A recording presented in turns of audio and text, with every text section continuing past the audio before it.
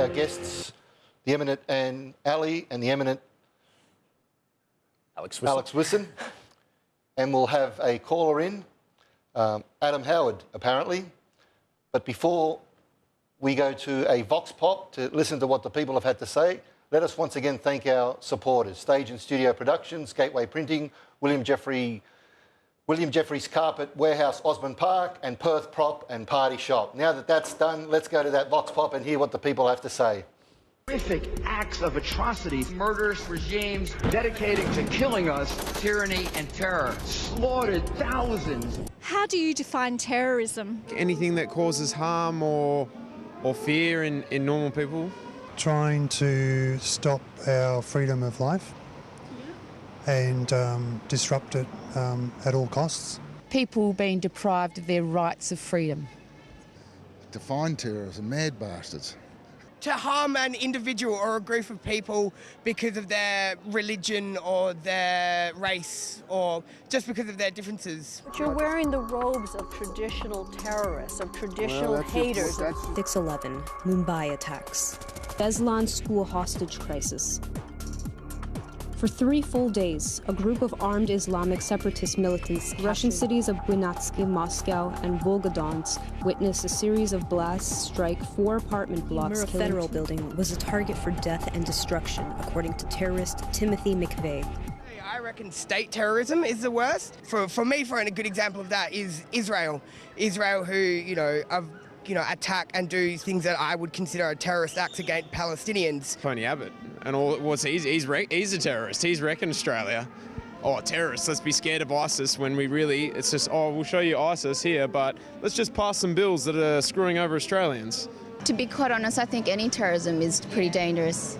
Anything, because everything's a snowball effect. It can all start from just the one single person, and eventually that just grows over time. They may be banned as a terrorist organisation in the West, but here in their heartland of northern Sri Lanka, they are freedom fighters. We are fighting against state terrorism, the Sri Lankan army. The international community should understand the difference between a freedom struggle and terrorism. We are not terrorists, we are freedom fighters. Half the time, these terrorists, they're not open to negotiation because they have completely different beliefs. You're always going to have the terrorists doing dirty deeds, and so you've got to get the army to go in and stop that stuff, as well as the politicians going and do their thing. It's 2 separate battles on the same field. Some people you can't negotiate with. Well, there's always going to be terrorism. There's always going to be new people who get upset. If we want to stop terrorism, maybe Western countries should stop invading Middle East and other countries. For example, during the World War II in France, where I come from, there was resistance, which was at the time considered as terrorism. You'll never beat it. Because that's the world. Well, we've just heard what the people actually have to say. We've got someone calling into the studio. Adam Howard, what do you have to say? Yeah, thanks very much, Gerry. Really interesting show this evening. Look, my area of expertise tends to be finance and economics. What I'd say is over the last couple of years, you've seen books released by Thomas Piketty and Joseph Stiglitz on the ridiculous levels of wealth inequality in today's society. And I've got to say that appears to be one of the primary drivers behind the increased levels of violence and terrorism that we're seeing today. Are you saying that wars are being crafted because the accumulation of resources, that prospect of accumulating resources, the petrochemical dollar, is that what you're talking about? Look, I think that the wealth that's been accumulated as a result of petrodollars has seen the levels of inequality, wealth-based inequality, absolutely skyrocket. And that's driven a lot of the smaller militant groups and their desire to hit back, if you like, at wealthy Western nations. Well, will it be any different if these groups are in power? No, I really don't think so. I mean, unfortunately... So you're saying that they'll also want to accumulate resources and have a monopoly of power, so there's no hope? Well, I do tend to think that it's kind of human hardwiring that we tend to want to binge when we're faced with the opportunity of oversupply. It's the basic feast or famine mechanism from when we were What I'm suggesting, So, what I'm suggesting, Adam, aren't some worse than others? For instance, Alex Whisson was actually talking earlier effectively, and so was Noam Chomsky, of the United States of America as a supranational imperialist power. Aren't some working almost, no, in fact, extrajudicially and not listening to international law and sovereign laws? yeah, look, I definitely think that's a possibility. And having read a bit of Chomsky's stuff, I agree. You see the biggest single industry within the United States is its military, and that subsidises a lot of other industries and has created the economy of the United States as we know it today. But at the same time, I don't know whether terrorism is something they've set out to use as a tool to control the masses. If you ask the people in power in the US, they'd probably reply that they're simply protecting the interests of their citizens. Hasn't that always been a human narrative? In 1933, the Nazi government, the Hitler government, actually burnt down the Reichstag, the German parliament, and then blamed it on the communists. Yeah. And then enacted and enabled terrorism bills, anti-terrorism bills and homeland security, much the same of what we've actually had enabled and enacted today. So hasn't that been a narrative? And is this what is being played out? Look, it is an ongoing narrative, I agree, and I don't really see that there's any way that we can stop that as part of the human condition. I do have a lot of positivity around the explosion of the availability of reliable content and information that the internet provides, and the way that it's possible to use that medium for people to pass on messages. A lot of the Arab Spring that we saw stemmed from networks that exploded on social media. So that fills me with some positivity about the future. Who owns the internet? Well, that's right. Google, Facebook, I'm not sure. Okay, no. Anyway, it's the military-industrial complex that put the internet together. If it gets too dangerous and too offensive, we don't know where this may go. It is, but at the same time, a lot of the technology that the military picked up, they picked up via universities. For instance, MIT, Nicholas Negroponte's Media Lab at MIT is responsible for some of the most groundbreaking technology that we use on a day-to-day basis. And they came up with that of their own volition. It just happened to then be picked up and funded by the US military after the fact. Okay. So Adam, it's chicken and the egg. What came first? Adam, thank you for your time. Happy to have you on and happy to have you on again. We'll go to our studio guests. Thank you very much. Thank you, Adam. We'll go to our studio guests, Anne and Alex. You've just heard Adam. You've just heard what the diverse opinion of the people of Perth, for instance, actually think. And we have a good idea that that's probably the general sentiments around the nation and the world. So it's quite fractured. But let's start. We've talked a little bit about the ways forward. We've talked about definition, the form and content and the crafting of wars. And it's actually quite disheartening.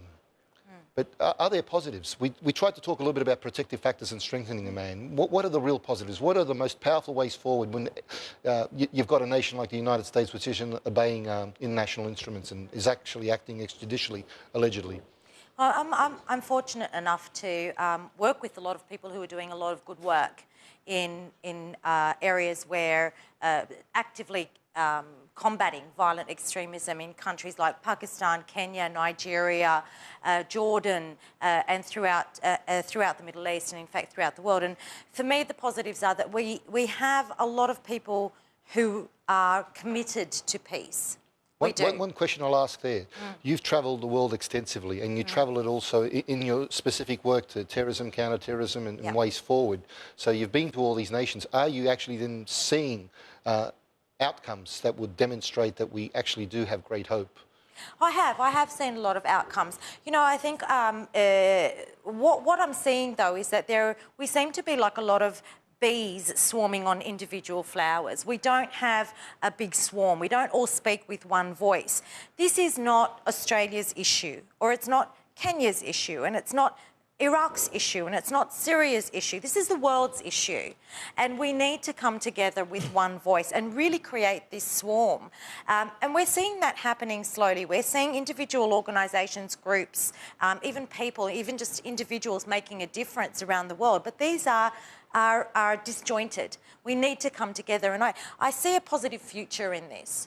Alex, what's your view on that? And also take into context what we're actually seeing with the Syrian crisis, the migration of people. Many argue illegally, but someone like myself, yourself, may actually argue legally in seeking asylum. What's actually happening in Europe? With that context and that background, what... Well, look, one of the things I alluded to in the earlier segment was that most people do fundamentally have love and compassion in their heart. And most people are pretty simple, I think.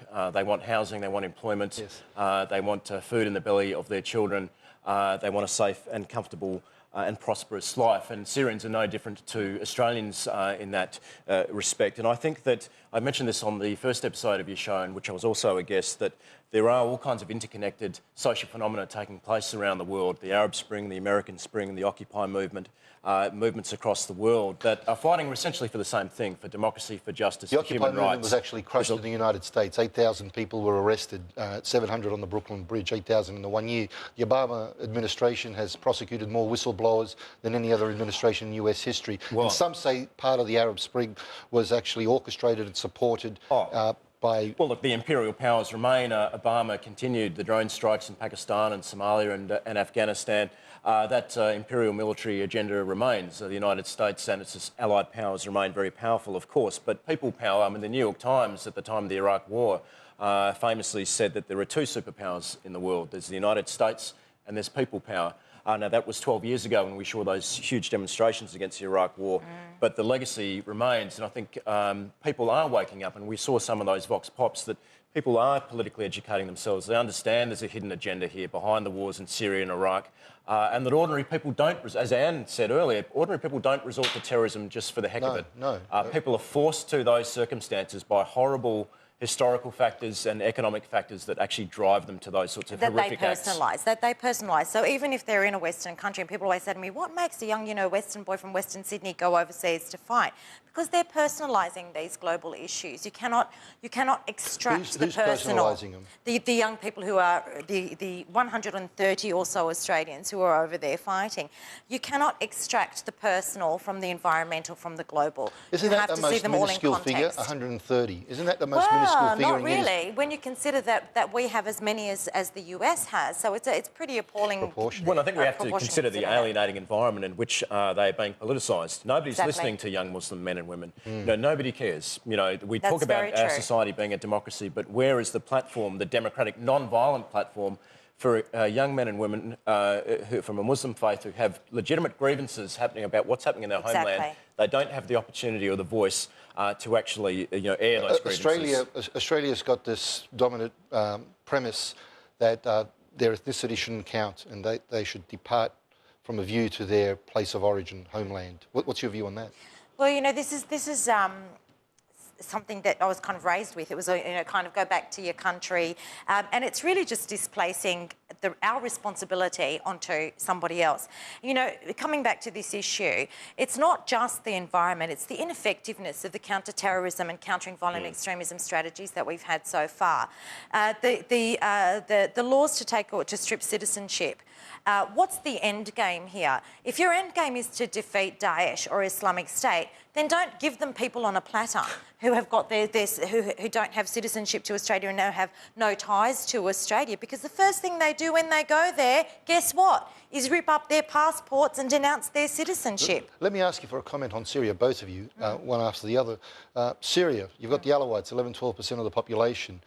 Who are the bad guys in this? The Alawites or ISIS, or is it other groups? Or Well, I actually, ironically enough, think that one of the very few things that Tony Abbott has said that was quite decent was when, about 18 months ago, I think it was perhaps during the election campaign, he said that the Syrian war is a case of baddies versus baddies. Now, he was lampooned for that comment. But there's no freedom fighters fighting terrorists in this war, is there? I don't think so. I mean, he was lampooned for that comment, but frankly, I think there was a lot of truth to it. We have Islamic State on the one hand. I mean, there's a lot of myth-making about the so-called moderate rebels. I think, unfortunately, there was a democratic uprising there that was crushed. The opposition that was there has been sidelined by Islamic State. And on the other hand, you had the Alawites dictatorship. of the Assad government. Okay, now they're being portrayed as terrorists. They're 12% of the population. Many argue that they kept Syria stable, that there are political players and influences, geopolitics, that have been tapped into and fueled, for instance, like the Balkan Wars, what happened to Yugoslavia and its fracture.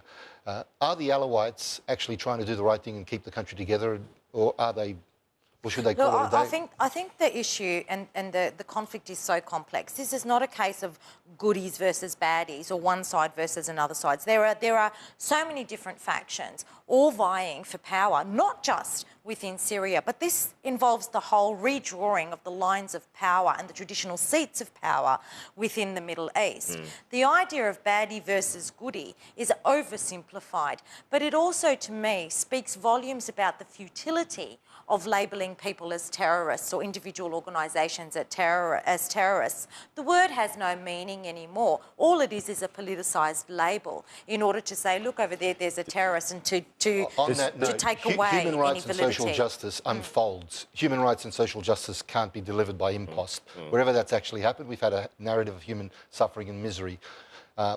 What's actually happened in Syria? What's actually happened in the Middle East? Has that not been crafted? Well, it has. I'm going to look at just to add a couple of quick important points to what Anne was saying is that one, yes, there are baddies really on all sides, but we can't lose sight of the fact who are the main victims. It's the ordinary people of Syria. That's right. The vast majority of people of Syria, as I said earlier, they just want to get on with their lives. They want decency, democracy, human rights, and that's the great tragedy of the Syrian civil war, is that the ordinary people of Syria are suffering and that country is being destroyed. The second point to make is that it's sheer lunacy to think that Abbott's bombing of Syria will actually improve the situation.